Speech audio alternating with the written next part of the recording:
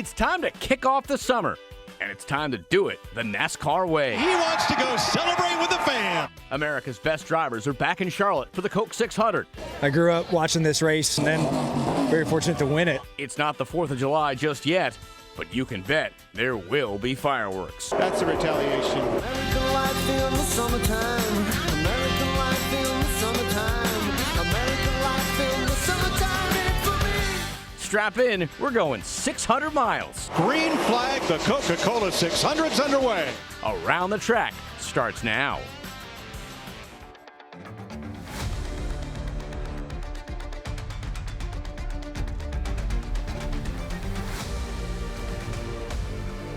The Carolinas are home to plenty of NASCAR races a year, but none of them hold the weight that this track has. This is Charlotte Motor Speedway, home of the Coca-Cola 600, the second crown jewel race in NASCAR's majors. Oh, and did we mention the Xfinity Series back in full force as well? Welcome into Around the Track. We are here on location at Charlotte Motor Speedway, NASCAR's home for racing, and a little windy today. You're going to maybe hear some of that throughout this show, but we got a big one, a big show today. Carla Metz, Gabe McDonald. Absolutely. We're going to take a deep dive into the strategy around the longest race of the entire season with none other than America's crew chief Larry McReynolds, who's going to be along shortly. Plus, we're sitting down with 23XI's Bubba Wallace on why the drivers love having this track right here in this race at home in Charlotte. And the Xfinity Series, like you said, back in action after a break. We're going to dive into all the headlines and also highlight our military, the main reason for this race and why it's one of the biggest spectacles for the entire NASCAR season. Absolutely, and not to take the place of, because if you've been at the Coca-Cola 600 or here at Charlotte Motor Speedway for Memorial Day weekend, you know how special it is and how they honor all those that have given their lives for our freedom. Drivers are, of course, physically and mentally preparing for this endurance test, though, with the 600 miles coming up on a 1.5-mile track, a race that really starts in the daylight. It's going to end under the lights. Because of that, track conditions will change significantly throughout the race, and the distance can be taxing both mentally and physically, but it's the challenge that sets this race apart, and it's also the reason so many drivers want this crown jewel win on their resume. 600 miles is no joke, and it is very difficult to stay focused and make sure that your body's in good condition to be able to compete at the end of that race. Yeah, I love it, man. I love the challenge of that race. It's been a really good race to us typically through the years, and I like that it changes so much from day to night that we have to keep on top of that. We're racing on an awesome 1.5 miles in everyone's backyard. It's a big race for us, one that the team's definitely put a lot of emphasis on. It's one of those races that you want to end your career and say you've won, right? And thankful to have another opportunity at it, and look forward to going out there and trying to make the most of it. Well, let's go ahead and do some track trends for Charlotte Motor Speedway. This is the 127th running of a Cup race at the Oval here at CMS. We've had 8 different drivers win the last 8 Coca-Cola 600s. If you win the pole, you're already set up for success in this race. 2 of the more recent winners have won from P1, something we haven't really seen a lot of this season in the Cup Series. It's also the only race of the season that has not 1, not 2, not 3, but 4 stages. Forget stages 1 and 2, though. You win stage 3, you are gold. The stage 3 winner has won the race in 5 of the last 8 races here in the Coke 600. And there are plenty of drivers in the lineup looking to use Charlotte as a slump buster as well. 7 drivers ended a 30-plus race winless streak at the Coca-Cola 600, most recently Ryan Blaney in 2023, who went on to win the championship that season. And now it's time to take a deeper dive into the longest race of the year with someone who doesn't really need an introduction, but we're going to give him one anyway.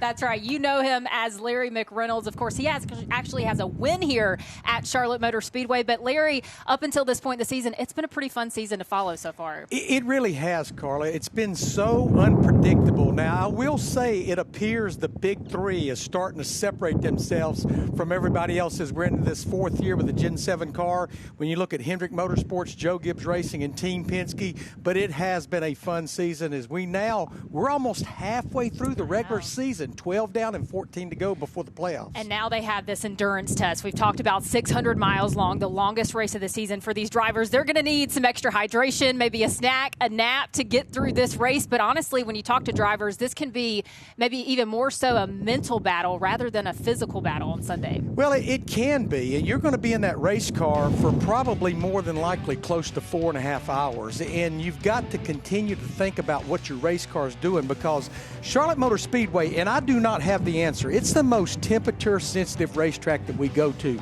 It always has been, and even if you've got a race car that's running up front and leading, maybe dominating, you still have to give feedback to your crew chief, because we know this track is going to be ever-changing as we get into nighttime. We also know it's no secret that the drivers, they love this track as far as 1.5 miles in this Gen 7 car. But you mentioned the crew chiefs. They have a little bit of a different relationship with it, and they have the tall task of figuring out not only the fuel window but also the tire strategy as well. What are you hearing from some of those guys and how they look to navigate this over the course of 600 miles? What's that fuel window looking like, and also the strategy too? Yeah, the fuel window is about 65 laps, and I don't know that that will come into play unless we get a caution with 65 laps to go in the stage or the race. More than likely what they're going to do is what we see a lot at these intermediate tracks. They're going to split the stages in half. The stages are 100 laps apiece. You're probably going to come about lap 50, maybe a little earlier to get advantage of those 4 tires.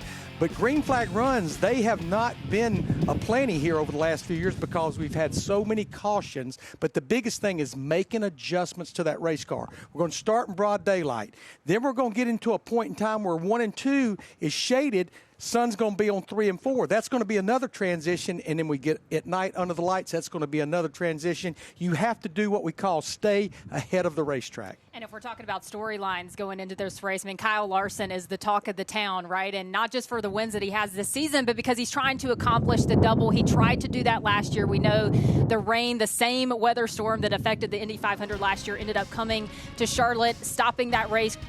Christopher Bell ended up taking over and went on to win as Kyle Larson got here. But now he's got 1,100 miles on deck on Sunday in one race. Why is he the driver, though, that can actually accomplish this? He's just talented. Anything that guy climbs in, he figures out how to get it to the front. He figures out how to win. Now, we'll say this, caller, the speed in that Indy car has not been this year what it seemingly was last year. But maybe it's because they've got downforce built into it, and that means it will race good on Sunday. I just want to see him complete all the laps. You know, this has been tried 10 or 11 times. He's the 5th different driver to do it. Tony Stewart in 2001 is the only one that completed every lap of both races. I just want to see him be competitive and run all the laps. I think he wants that too. Yeah, absolutely, especially just given how last year when he certainly wants to prove that he can do it and finish it off. And talking about the Cup Series too, not the only folks racing this weekend at Charlotte Motor Speedway. The Xfinity Series is back, which you can see this weekend on the CW. 6 full-time drivers have already won this year, Larry, to lock themselves into the playoffs. What would you say are some of the biggest storylines now as we get ready to pick back up action in the Xfinity Series? Well, I look at Justin Allgaier and Austin Hill. They've kind of separated themselves from the field. You know, we've had 12 races. Those two drivers, they've won 5 of them. Austin Hill winning 3, Justin Allgaier winning 2. But the thing I think that can make Justin Allgaier and that 7 bunch dangerous is they normally don't come to life and start winning races until we get here to Charlotte and get into the summer.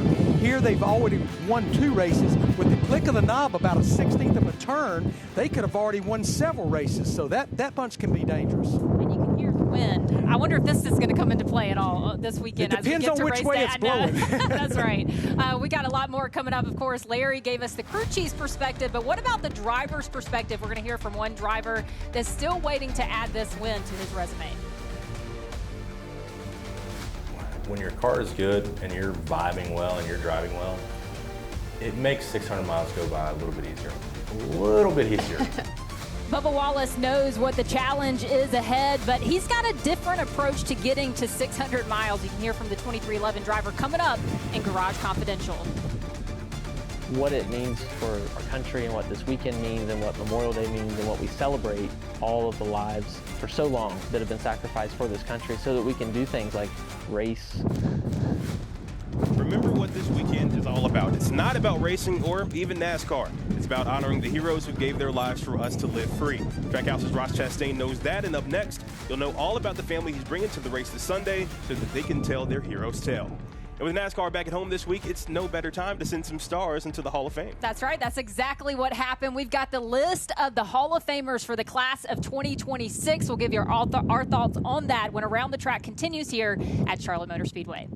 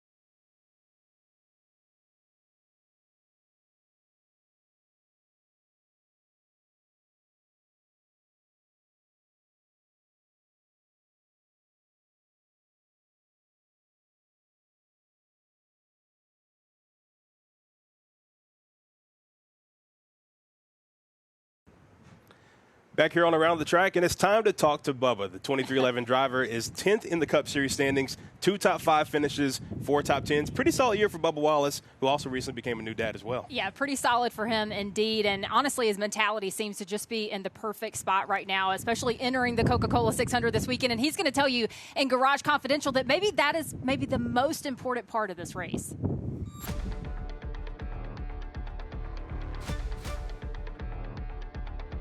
I want to talk about your season. You're kind of a words guy. I want you to summarize what your season has been like up to this point using a word or maybe a phrase. What do you have for me? Did you just say I talk a lot in a very polite way?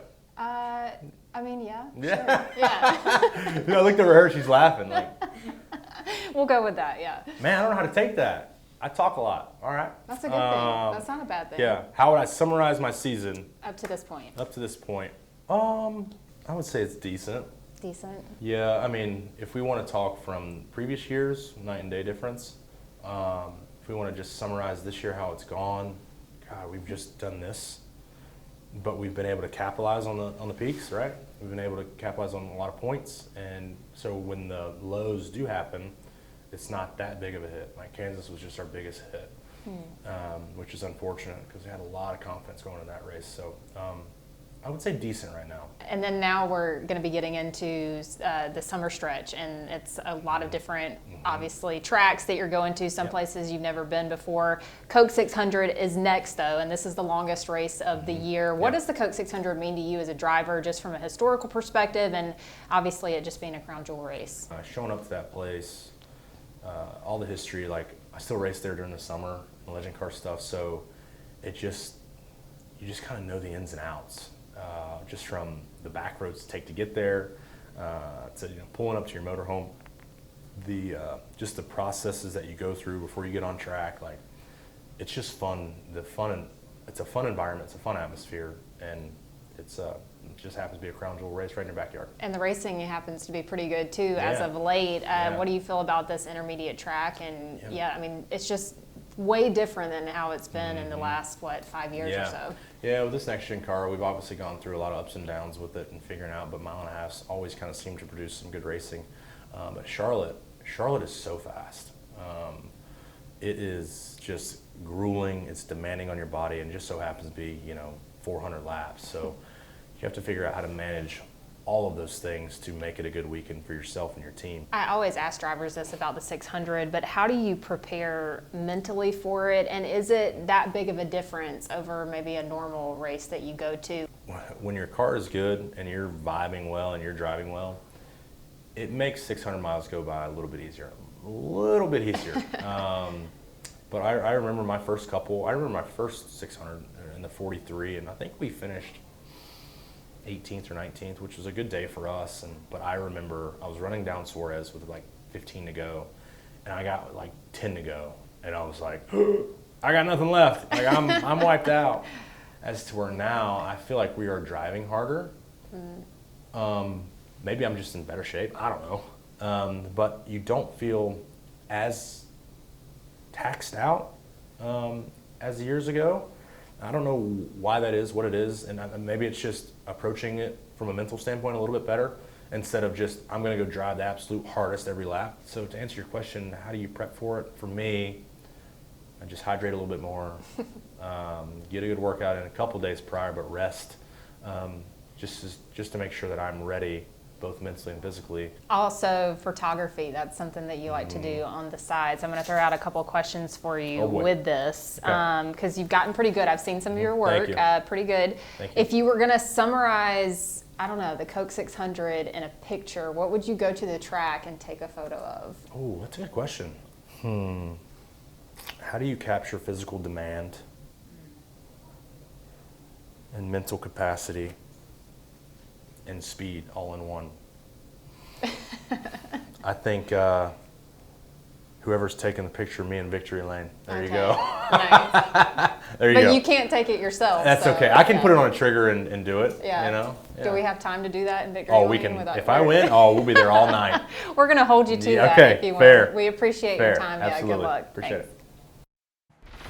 see if we see that 23 car in victory lane at the end of the Coca-Cola 600. Thanks again to Bubba and 2311 for the time. Well, NASCAR always does an incredible job honoring our military men and women. Each driver has someone special on board with them this weekend. We're showing how each car is doing that this weekend. Coming up next on Around the Track.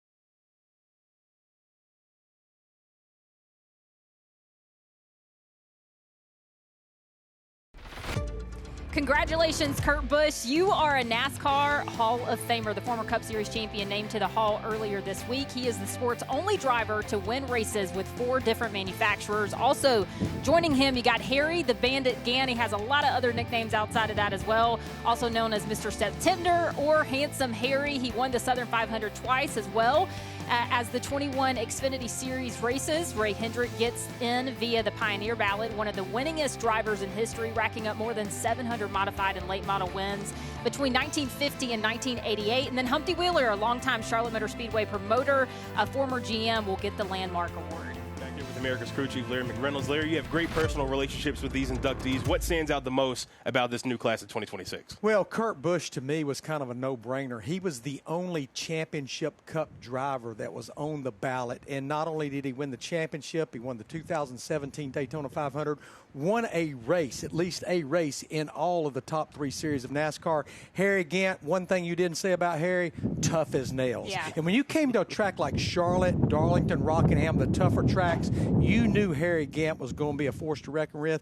Ray Hendrick, when that number 11, whether it was a modified or late model sportsman car, came over the gate, you knew that was one of the guys you were going to have to absolutely outrun. And Humpty Wheeler, promoter, he took it to a whole new level. Yeah, and Charlotte Motor Speedway does such a good job of that. But this weekend, it's not about the racing. It's not about the drivers. It's about the names above the windshield and above the windows. And for Trackhouse Racing's Ross Chastain, his connection to that this year means just a little bit more. Our Casey Funderburg sat down not only with the driver, but one Gold Star daughter.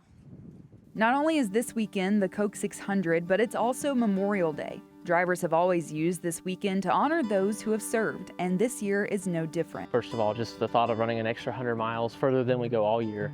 For me as a driver, I know that there's going to be a time in the race when I'm going to get tired, I'm going to get a little hangry, and I'll have a snack inside the car to get me through those moments, but it's a long race. And then when I think about it from a broader picture and kind of zoom out a bit, what it means for our country and what this weekend means and what Memorial Day means and what we celebrate. Driver of the #1 car for Trackhouse Racing, Ross Chastain, will be using his car to honor the late Army Specialist Kevin McRae through a partnership with Folds of Honor. So when we put these programs together and a group like Jockey wants to be on the World 600, they want to be on this race on Memorial Day weekend to shine a light on Folds of Honor and what they've done. What I'll get to see and who I'll get to meet this weekend is Allie, the daughter. And so when she comes, she earned and was awarded a scholarship through Folds of Honor and went to school and is now nursing in the same hospital that her dad was actually a patient in. When you lose somebody of grief and that death, you're rallied around so many people, but as it goes on, it kind of just feels like, yeah, this becomes our normal. And to have somebody who feels so honored to be able to race around the track with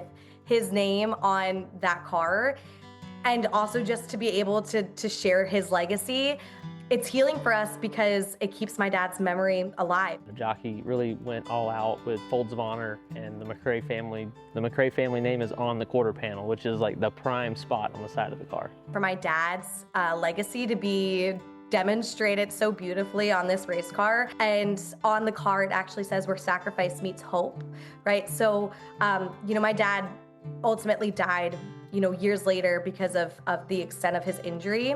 But there are so many families who don't welcome their loved ones home, right? And they've made that ultimate sacrifice. And Folds of Honor gives hope to those families who make those ultimate sacrifices. Allie will get to touch it and get to like physically be there with the car. And then when we race, like you can feel the horsepower like in your chest. Yeah. And I think that when they feel that and hear that, it's going to be really cool for us. I'm excited. I won't get to see it, but hopefully somebody gets it on video so I can see it when we're done. The McRae family will take part in other events throughout the weekend that honor those who have served, then watch their family name proudly driven around Charlotte Motor Speedway. What a special story there. Well, you know who is $1 million richer this week? It's this man right here, Christopher Bell, your 2025 All-Star winner. And guess what? He's also last year's Coke 600 winner as well. Can he make it 2 in a row? We'll tell you what we think with our Victory Lane locks. Those are next on ATT.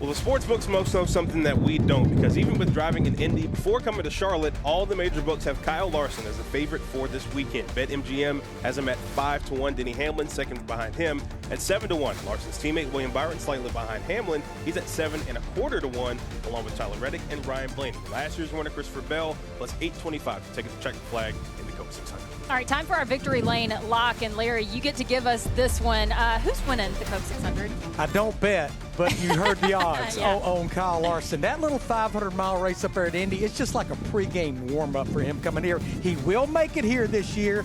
His numbers on mile and a half, they've been lights out this year, and it's going to continue right here in the Coke 600. All right, well, that's going to do it for us on Around the Track. We hope you enjoy all the races at Charlotte Motor Speedway this weekend, and we wish you a very safe Memorial Day weekend.